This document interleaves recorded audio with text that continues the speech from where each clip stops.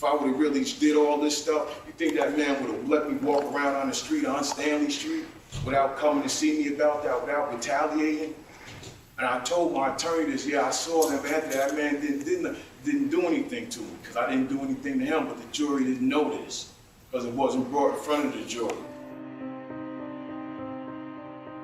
On September 30th, 2003, 19-year-old Emilia Lam was killed by a stray bullet while seated in the back of a car in an area well known for its drug activity. The people she was with dropped her unconscious body at the hospital and abandoned the car. Emilia was at the wrong place at the wrong time. What if we told you the man serving 50 years to life for her death was too? 2 years pass, and the victim's father was garnering media attention, pressuring the police for an arrest.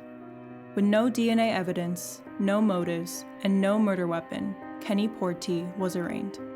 My other son had called me on my cell and told me that he had just seen it on the news, that they had arrested Kenny. And I just was in total shock. I just could never believe that he would really have killed someone. If I live to be 1,000 years old, I won't believe that. The case against Kenny was constructed on coerced statements obtained by a police department with a recorded history of informant misconduct. There's no such thing as a coincidence in the criminal justice world.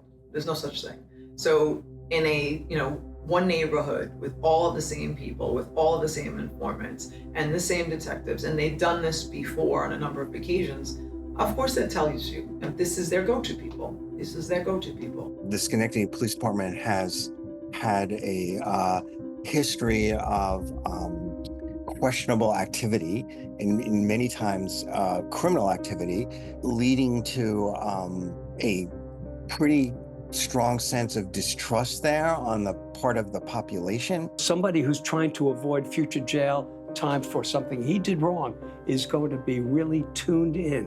What do they want me to say?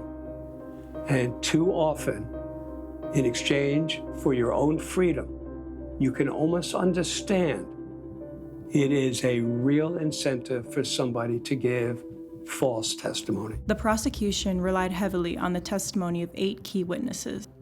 None of them came forward voluntarily, and they all had incentives to lie.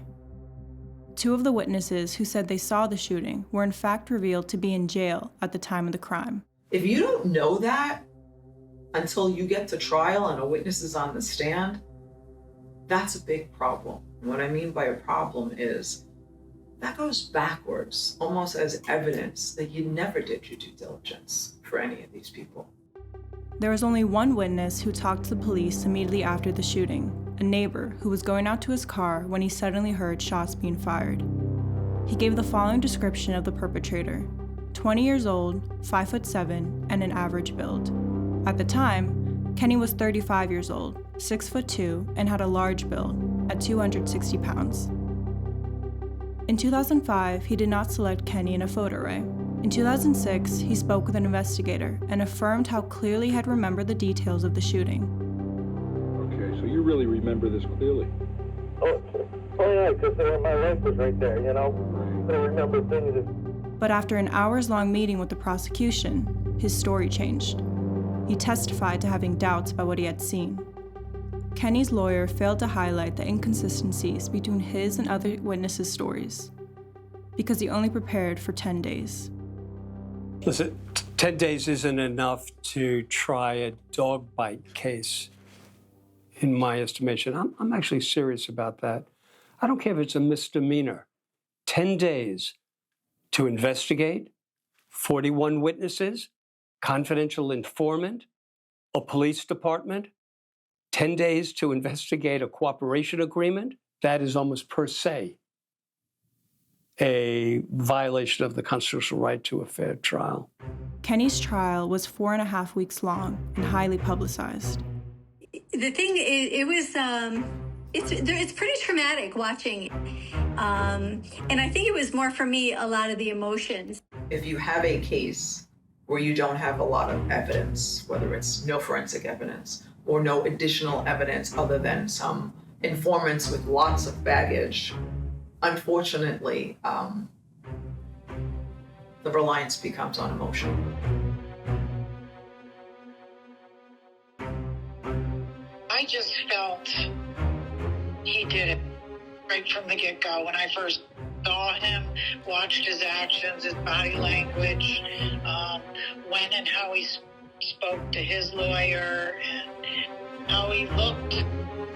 11 members of the jury went to dinner with the prosecutor before the trial was over.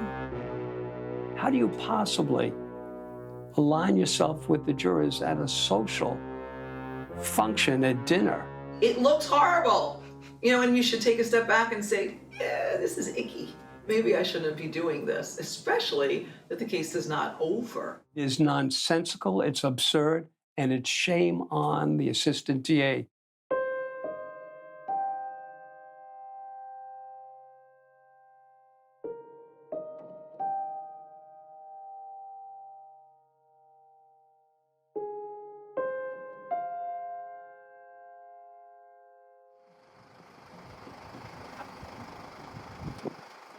Not trying to be consumed by prison. You know what I'm saying? I have to prove my innocence. I have stuff to do. So I'm working on the man who I wanted to become. So I started taking my programs, voluntary programs you don't have to take. You go sign up and you go.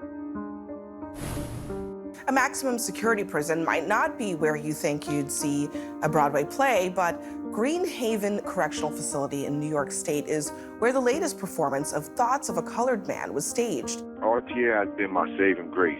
It's really an escape. Each night I go down there to get away from all the craziness around this place.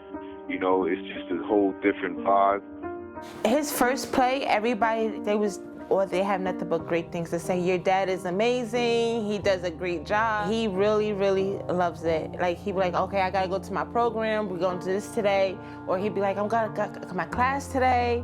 And he'd be so excited to do it all. I definitely want to get out there and hang out with my grandsons, definitely. And like to be a positive influence on them also. That would be a great thing. I would like to play like football or maybe basketball, because I am horrible at that game. I do not know how to play that game at all.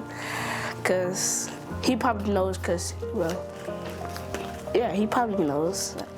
His whole goal is to be with my kids, to try to get them stay on the right path. I don't know, I can't wait to just cook for him.